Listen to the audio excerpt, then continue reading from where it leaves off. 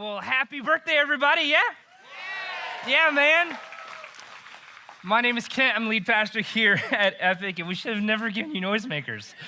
Oh, my goodness. So, hey, I'm glad you are here today. Everybody here in Manayunk, do me a favor, help me welcome everybody who's watching from our other locations, yeah? Yeah, man. Roxborough, Fairmount, Center City, love you guys. Glad you're at church today.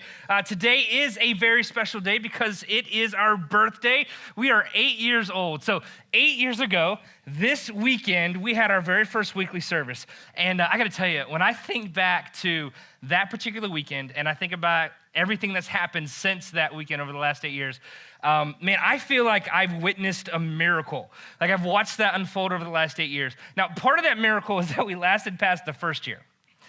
I kid you not. If you were here the first year, then you know exactly what I'm talking about because our services were so bad. They were so bad, and here's how I know they were bad. Now, the very first service we ever had, some of my family from North Carolina came up, and there was 10 of them, and they came up to the service, and they actually served as greeters, and people walked in, they were like, "Hey, y'all," and it was like, oh, man. But we just needed people. So we had our very first service, and afterwards, I put them all together. I said, "Hey, guys, what'd you think?" And they said, that was interesting. That's all they could say. That's like looking at someone's newborn baby and going, huh. like look at that baby with the hands and the feet and the face. Like if you look at a baby and all you can say is something nondescript like that, that's an ugly baby. I tell the truth, right? That's true. Don't tell me there's no ugly baby. There's some ugly babies. There's some ugly babies. So that's what we were. When we started our very first services, we were just an ugly baby. And in fact, our executive pastor said this. She said that during the first service, Joanne, during the first service, after the sermon, she thought to herself, well, we tried. Isn't that terrible? Like a hashtag, this is not going well. So that's how we started. And so it's a miracle that we're still here 8 years later and going strong. Now, the other part of the past 8 years that has made it feel like a miracle is so many of you and so many of your stories. Some of you walked through the doors of this church and you discovered for the first time that you could have a relationship with God. Like that was new news to you when you heard that for the first time. And we've been able to celebrate that with you. And lots of you gotten baptized because of that. And that's really cool. Others of you, when you walked through the doors, you grew up with some type of a faith and grew up in church maybe, but then for whatever reason you walked away. And God's been able to use this place to help you find your way back to him. And so that's your story. Others of you, you would say like this is the first time in your life that you were able to make your faith your own. Like you're actually taking some of this stuff and applying it to your life, and you're discovering that your life really is better when God's at the center of it. Like that's a new thing for you. You're like, wow, this really works. Others of you were Christians when you came, and you would say that at that time when you came that your faith was kind of stale, kind of stagnant. But now you can honestly say that your heart beats fast again. You know what I mean? Like your heart beats fast again. And I got to tell you, I just love seeing the difference knowing God and following him makes in a person's life. And we are so honored and privileged as a church to be able to do like whatever your story is, to be able to be part of your story. And you're part of our story. And we're kind of all in this thing together. And it's really neat to see what God has done. I can't wait to see what God does next. Also, hey, I had to say this. I'm really excited about this. All of you who volunteer and serve at all of our locations to make church happen every single week, I want you to know that you are some of the finest people in this whole city. You really are, yeah? Let's give it up for them. You're some of the finest people in this whole city. And I hope you know you've got a lot to be proud of because what you do makes it possible for so many people's hearts and lives to be changed. And that's a big deal. So that's all I'm going to say about that, because then, if I don't stop, my eyeballs will start sweating and we'll have problems. So let's pray, and then we'll jump right into the next part of our series, hashtag. God, we love you, and we thank you that you first loved us. Lord, our prayer today is that you'd give us the wisdom to know what to do with what we hear, and then the courage to do it. Pray that every single one of us would leave this place challenged and encouraged. In Jesus' name, amen. Amen.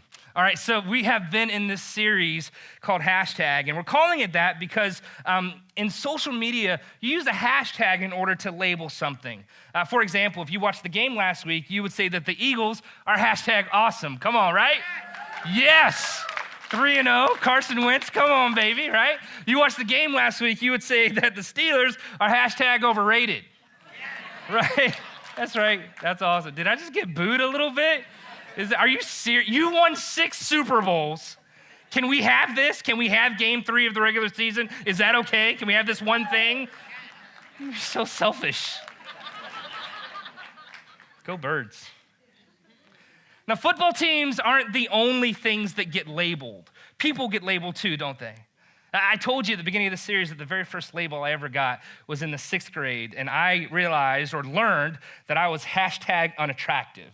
But that's okay because I grew out of that and all this happened. Right? Right? So, come a long way. That wasn't a joke. What? Some of you did an extra giggle. That's not true. It is true. It is true. Leave me alone.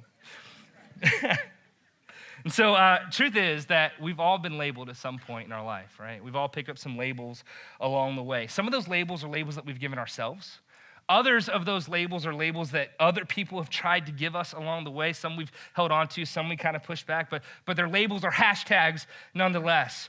Either way, the one thing I know about hashtags and labels is that they're powerful. They're so powerful. What you believe about you, or the hashtags or labels that you believe about you will influence how you think and ultimately what you do.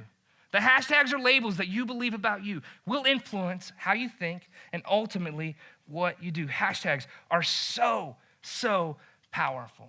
And so last week we talked about this hashtag. Remember this? Not enough. Not enough. And man, we got a ton of feedback about that. So if you missed last week, I want to encourage you to go online, epic.church. You can catch up and any of the messages from the series. And I think they've been super helpful so far, so I want to encourage you to make sure you get what you've been missing. So go back and do that.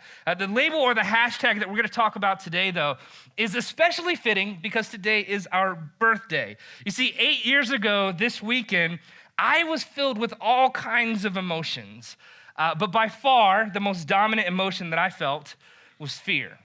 I was so hashtag afraid, so afraid. I was afraid of the unknown. I was afraid of not measuring up. I was afraid that this might fail. I mean, here I was 28 years old. I quit my job to start this church. My daughter at the time wasn't even a year old. So I had this family that I had to care for all of a sudden. And it wasn't just me and my family I was worried about. I had convinced 6 other crazy people to go and do this thing with me. And so I felt the weight of what have I talked them into? And is this gonna work? And oh my gosh, And all of who they had to make their own sacrifices in order to make this happen, in order to be part of what we were trying to do. And so in every way possible, I felt like I bet the farm, financially, relationally, as far as I was all in. And I was so afraid that maybe I was wrong. And I was so afraid that maybe this wasn't part of God's plan for me and the 6 other people I convinced to do this with me. And I didn't let people see it, but I felt it. I felt it for real. I was afraid, so afraid. And here's the thing about fear. It's paralyzing, isn't it? Doesn't it just suck the wind out of you? You can't muster up the guts to take another step forward. It makes you abandon all hope, and eventually it'll steal your dreams. You ever been in that place where you're paralyzed by fear? Am I the only one? Now, your story is probably not exactly like my story, but I'm sure at some point in your life, you've probably felt every bit as afraid as I have before. And if you haven't, it's coming. Isn't that true? It's coming. At some point, it's coming. So what do you do? What do you do whenever it feels like fear creeps in and faith just takes flight? What do you do? The good news is that we're not the first people to have ever felt this way. And we're not the first people to navigate through life that's filled with some anxiety. We're not the first people to have to go through life with some worries. In fact, in 1 Kings chapter 18 and 19, there's this great story about this guy that I think on some level we all can identify with. And toward the end of the story, God asked this guy a question, and it's a phenomenal question. It's a clarifying question. This is a question that every single one of us, I think, needs to ask ourselves in those moments when we find it hard to hold on to hope? This is a question that every single one of us needs to learn to ask ourselves in those moments when it's hard to hold on to what we know is true, what we hope to be true, or at least what we've been taught to be true in some ways. And so here's how this story starts, some background. There's a man named Ahab, and Ahab was the king of the nation of Israel. And he's a terrible king, and he's a terrible king because he's actually led the people away from God. And not only has he led people away from God, but he's led people toward worshiping a false god. His name is Baal. And so God sends a prophet, the prophet Elijah, actual God, sends prophet Elijah to Ahab to try and get him, to try and be a voice of reason, get him to turn back toward God. But Ahab is having none of it. And so God decides that he needs to get Ahab's attention. And here's how he does that. God shuts off the rain, like just shuts the rain off, right? So for months, there's no rain. And then months turn into years and there's no rain. And the ground dries up and so the crops die. And the crops die and so the animals begin to die. And so God essentially like wrecks the entire economy in order to get King Ahab's attention. The 3 years pass, and finally God decides that to send Elijah back to Ahab, back to King Ahab, and to say to him this: look, if you ever want the rain to turn back on, then you're going to need to do something that proves once and for all who the one true God is. And so they end up arranging the special meeting that takes place on Mount Carmel. And they're like, look, we're going to find out once and for all. After school, on the playground, it's about to go down. So Elijah is there at Mount Carmel, and joined with Elijah are 450 prophets of Baal. These were the religious elite of those who worshiped this false god Baal. And so Elijah says this. He says, here's the plan. He says, we're going to build altars. I'll build an altar to my God. You build an altar to your God. We'll each put sacrifices on our altars. And then instead of lighting the altar and lighting the sacrifice on fire, we're going to pray. And we're going to pray to our God that he would light our altar on fire. And whatever happens will prove once and for all who the one true God is. And so the scriptures tell us that the 450 prophets of Baal go first. And they start early in the morning. And so they're praying and they're dancing and they're shouting out to Baal, doing everything they can to try and get his attention and get him to light this altar on fire. But nothing happens. Now, this goes on until noon, and that's where we pick up the story. Now look what Elijah does, like right around lunchtime. Here it is. 1 Kings chapter 18, verse 27. At noon, Elijah began to taunt them. Really? Are you serious? Like, first thing he does, he's like, so, how's it going?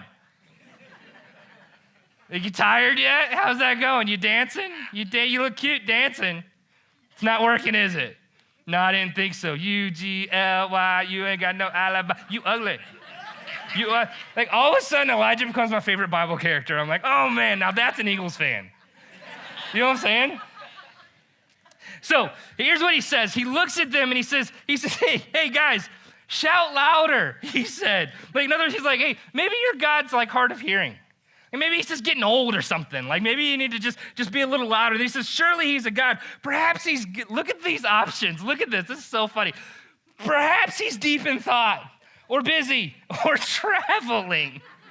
Traveling? Are you serious? Like maybe Baal's on vacation, right? He's got like a little out of office memo going. You're just not picking it up. Like maybe that's what's going on here. Maybe he's traveling or maybe he's sleeping and must be awakened. I love how Elijah ends this. He basically says, or maybe your God's just like lazy. And maybe that's the problem. He's just lazy. So the 450 prophets keep trying to get their God Baal to do something, but nothing happens. Later that night, Elijah says, okay, it's my turn. And no surprise, Elijah prays and God ignites a fire on his altar. And it's in that moment that the people of the nation of Israel, they realize that they've been wrong, that they've been worshiping a false god, that they've been duped by these prophets and duped by King Ahab. And so they actually turn on the prophets. They kill all 450 of them. So all this is going down. And then after that, here's what happens. Then, for the first time in 3 years, it starts raining. Like heavy raining, like this weekend kind of raining, right? And so all of a sudden, can you imagine this moment for Elijah? Like when it started raining after 3 years, just like he called it, like Elijah's like boom, mic, like drop the mic. The rain has started. Are you kidding me? This is an incredible moment. Like I helped turn the rain back on. And so Ahab runs home and he tells his wife Jezebel what happened, new character who joins the story. And Jezebel is furious.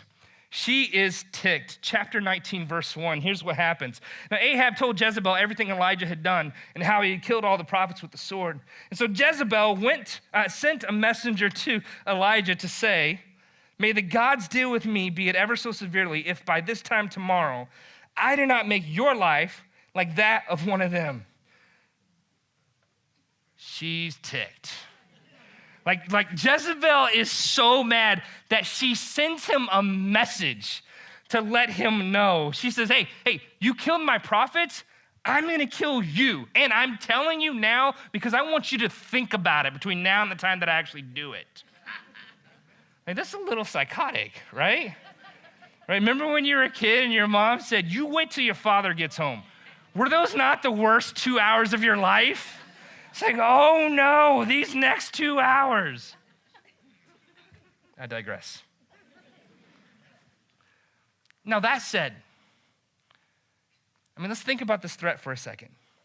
Like, based on what has happened so far in this story, how do you think Elijah should respond to her threats?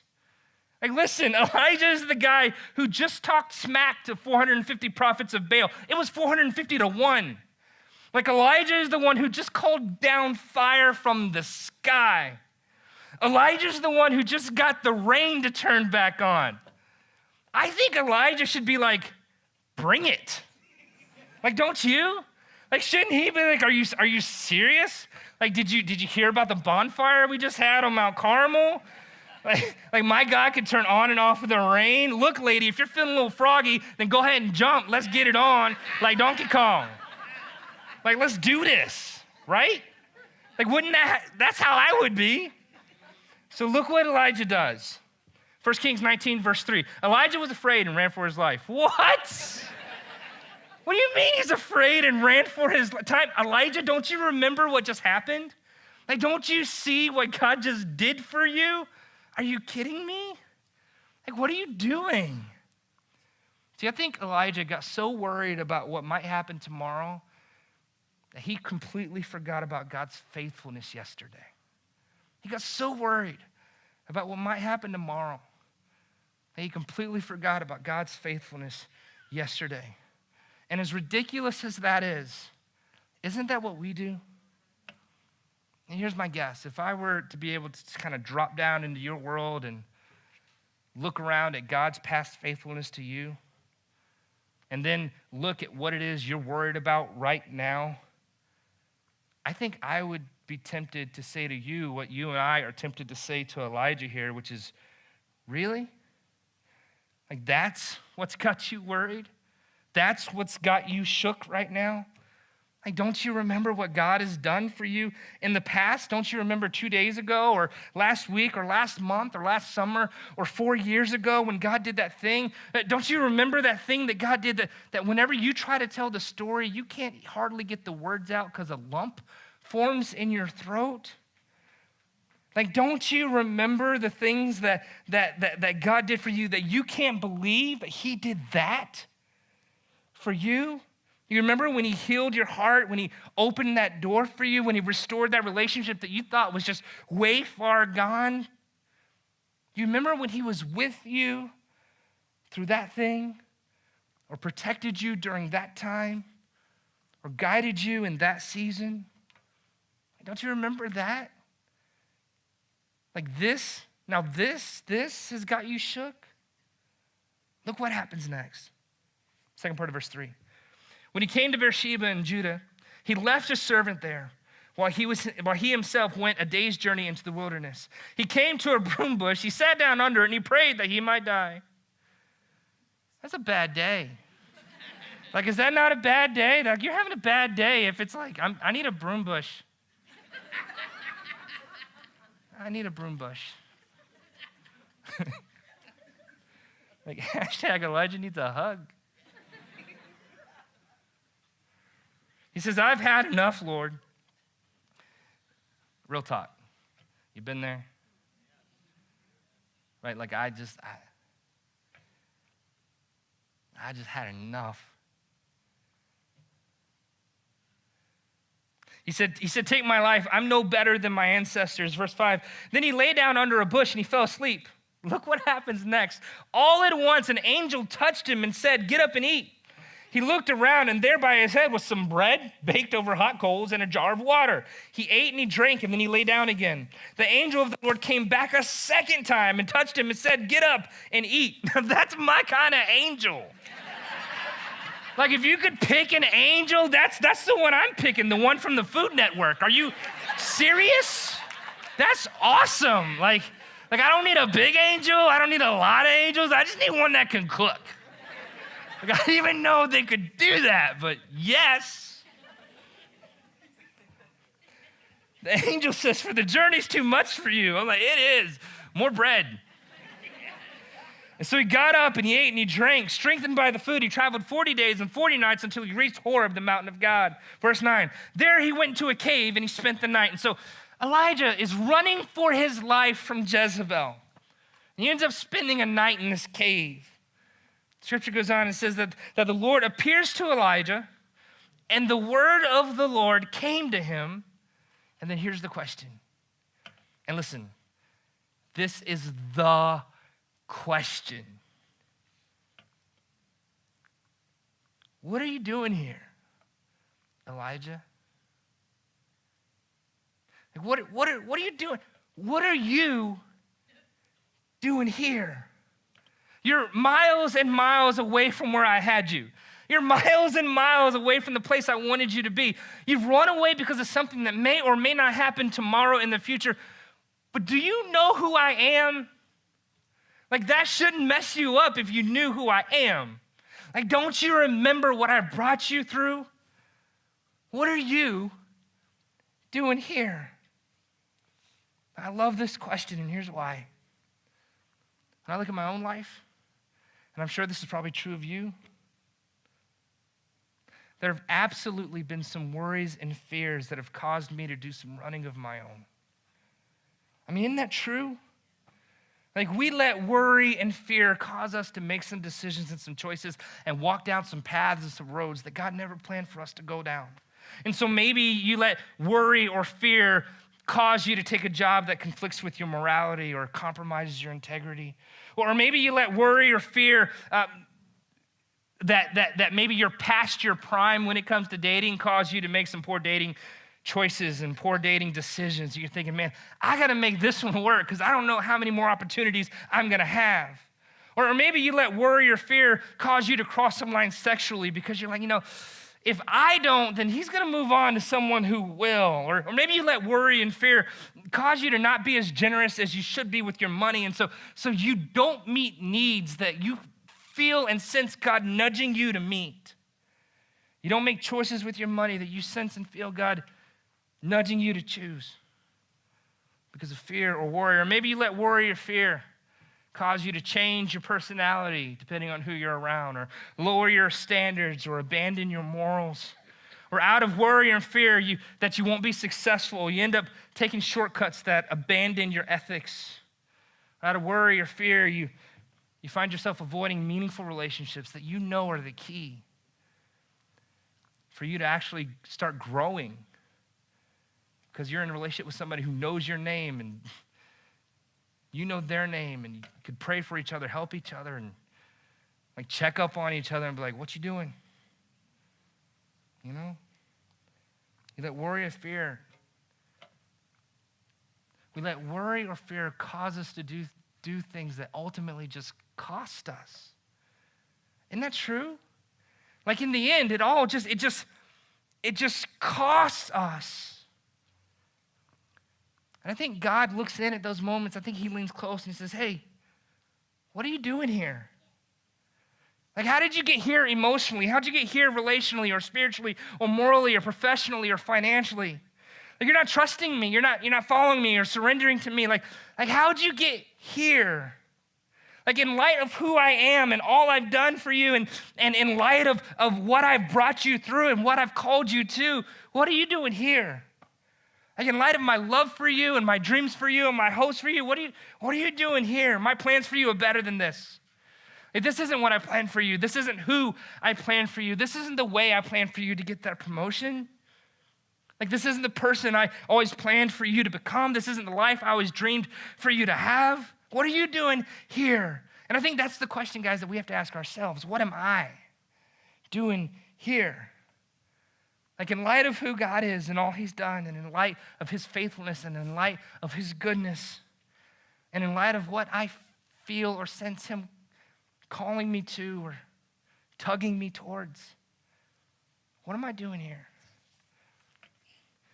Like, aren't you tired of those moments where you look up and you realize that you're just miles away? It just feels like I'm just miles away. We let fear and worry drive us those directions. And God says, I've got so much better for you than that. Look what happens next, verse 10. Elijah doesn't know how to reply to that question.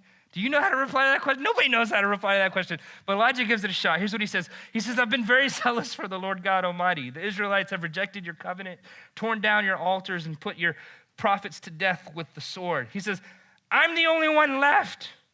And now they're trying to kill me too. Elijah just starts making excuses. And he's saying, listen, God, maybe there's some information that you don't know.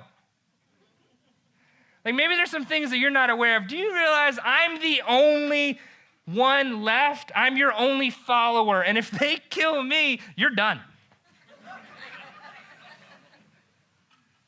Can you imagine?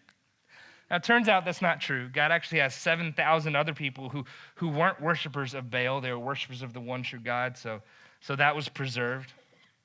But don't we do the same thing sometimes? It's like we look at what we do or what we don't do, and we kind of chuckle at God. We're like, God, you don't understand. Like, you don't understand. Like, I did this because, like, if you knew, or I didn't do this because, and God, if you knew. It's like we expect God to be like, oh, my bad. Like, I know you're totally the exception. Like, my bad. You know why we do that? You know why we make those excuses and we kind of take things into our own hands? It's because somewhere along the way, we forget just how great or just how good God really is. Like, that's the issue. We say, oh, well, God must not be great enough to handle this, so I'm going to have to take matters into my own hands and do it this way. Or God must not be good enough that he would care enough about this to do anything about it, and so I'm going to take matters into my own hands and do this because... And here's what I'm learning about that. The moment you think that you can do this life better on your own, God will let you try. And here's why. It's because the best day of your life will be the day that you realize that you can't. The best day of your life will be the day that you realize that you can't. So here Elijah doubted God's greatness. And what's cool as you read through the story is that God actually uses this moment, he uses this as an opportunity to make it clear in no uncertain terms just how great and powerful he is. Here's what happens. God sends a great wind. And in this wind, it's almost like God stops and says, wait a minute. You've forgotten who I am. Like, you've forgotten how great I am. Do you know who I am? Here, watch this. Look what I can do. And he blows this big wind and a mountain crumbles. And Elijah's just like, whoa. Like, is there no other way to explain? It's just like, whoa. And then the scripture tells us that God sends an earthquake, and then he sends a fire, and then it says that God speaks to him in a whisper. Verse 13, when Elijah heard it, he pulled his cloak over his face, and he went out and stood at the mouth of the cave. Then a voice said to him, here it is again. What are you doing here, Elijah? Like, don't you realize who I am? Don't you understand that if I'm for you, who can really be against you? Like, Elijah, listen to me. If there wasn't a me, I would totally understand why you're here right now. If there wasn't a me, I would totally understand why you would run. If there wasn't a me, I would totally understand why you wouldn't trust or why you'd be scared. But there's a me. Like there's a me in your life. Like you don't have to be afraid. There's a me. Like, don't you remember what I did on that mountain? Like, I'm not like Baal. I don't fall asleep. I don't go on vacation. I'm not hard of hearing. I am great and I am good. And I've got great and good plans for your life. And you've got to trust that about me. I could just see Elijah like kind of perking up and looking back at God and saying, great and good plans for my life. What about Jezebel? She's got plans for my life. God would be like, well, she falls out of a window, gets eaten by dogs. It's a long story. Yeah, but what about Ahab? He goes into battle one day and a random arrow just takes him out. Elijah's like, whoa, what about me? Oh, I got great plans for you. It's like this really cool chariot thing. What? I get run over by a chariot? Are you serious? God's like, no. It's like you get taken up. You wouldn't believe it if I told you. Listen, gang. Sometimes I think the greatest hindrance to our ability to overcome fear is how quickly we forget God's past faithfulness. Isn't that true? So 8 years ago, I felt God nudge me and a few friends to start a church in the city that I hope to really make a difference in a lot of people's lives. And so I left my job, and we were out on this limb of faith, and we're like, here we go. We did a budget. I don't know if you know this, but it costs money to start a church. And we did a budget. We thought we needed $60,000. Turns out that's way low, but that's what we thought we needed. So we get this budget together, and we're like, all right, so we need $60,000. I'm like, how much do we have? $4,000. We're a little short. We're just a little short. 4 days after I left my job, I get this phone call, and this guy says, hey, I heard you're starting a church. I'm like, yeah, I hope so. He says, I want to help. What can I do? I'm like, oh, man, just pray. We need a miracle. He's like, yeah, we're going to pray, but like, what can we do to help you? I'm like, just pray. He's like, well, you probably need help financially. What can we do to help you financially? And I was like, oh, just, you should pray. Because I didn't want to say, like, I'd never seen $60,000. I never had $60,000. I didn't know anybody who had $60,000, at least anybody who would tell me. And I thought, gosh, if someone did have $60,000, giving it to me is like a really good way to lose $60,000. And so he's like, what do you need? And I'm like, just pray. Finally, he gets irritated with me on the phone. And he goes, my wife and I prayed last night, and we feel like we need to give you $60,000 to help you start this church. And I was like, listen, I kid you not. I know that sounds like such a preacher story, and I'm a preacher, but it happened. And I'm driving down the road. I mean, on the button, I pull the car over, and in that moment, I felt like God said to me, Kent, if I call you to do something, you have to believe that I'm going to provide for you to be able to do it. Like, you have to believe that. And here's what's cool. That's been our story over and over again so many times. In fact, that day, I drove straight home. Of course I did. I went, and there was someone at the house, and my wife and I went to the bedroom, and we held hands together, and we jumped around in a circle. Man, that's a good day. You get me jumping in a circle, boy. It's like, that's good news.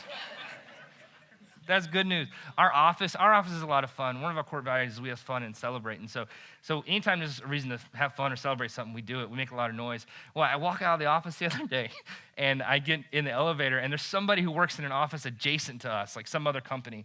And she gets in the elevator with me, and she says, man, like every once in a while I hear you guys just go crazy. Like, do you do that when you get a new donor? Like, what is that? I'm like, what? Like, no, it's like we're celebrating some big achievement. It's like, oh. So, I shouldn't have told that story. Okay, so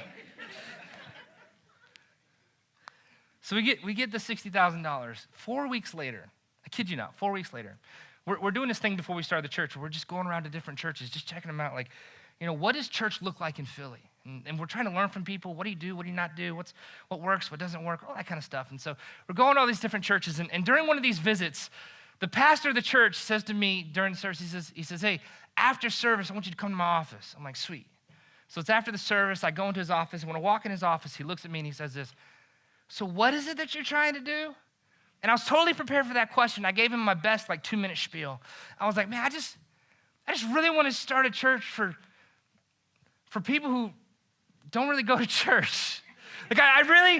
I just want to be the kind of place where people who are far from God can discover that they don't have to be. And I really want to create the kind of place where someone who's never been to church before can come in and figure out what their next steps are. But also someone who's been in church their whole life could come in and every week be challenged and encouraged to actually do something with what they hear. And I want a church for a guy like me.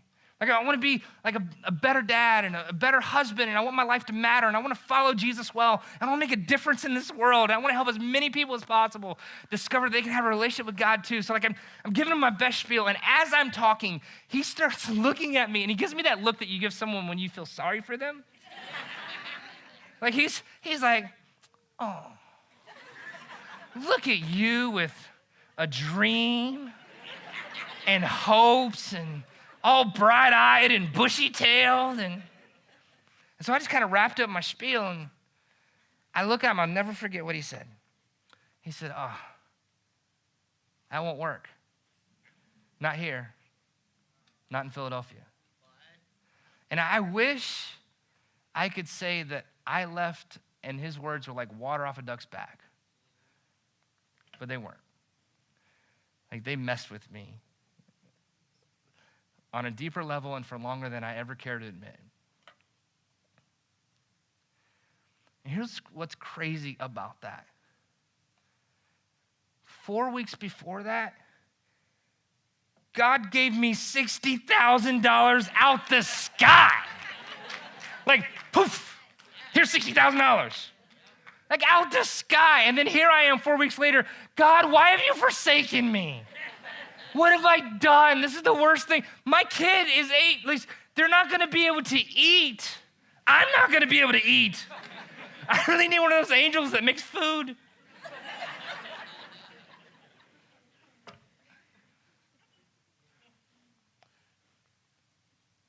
How quickly we forget God's past faithfulness.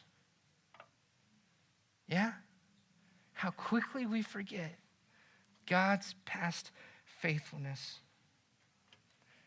And so here we are, 8 years on the other side of that conversation. And here's what I've learned.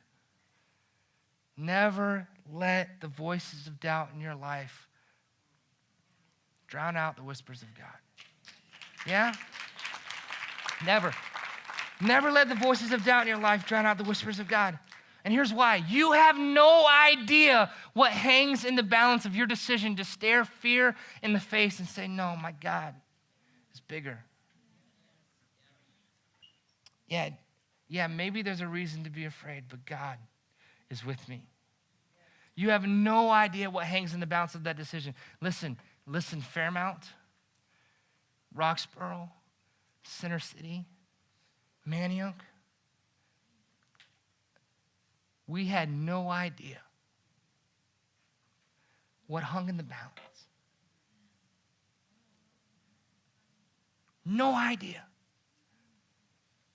And neither do you. Neither do you.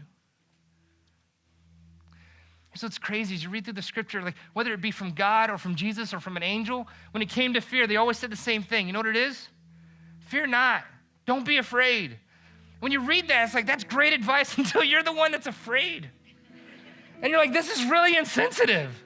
What do you mean? God's hey, stop it. What do you mean, stop it? If I could stop it, I would stop it. But I'm afraid. And every single time in all those different stories, there was actually a legitimate reason to be afraid. It wasn't irrational. The boat was sinking.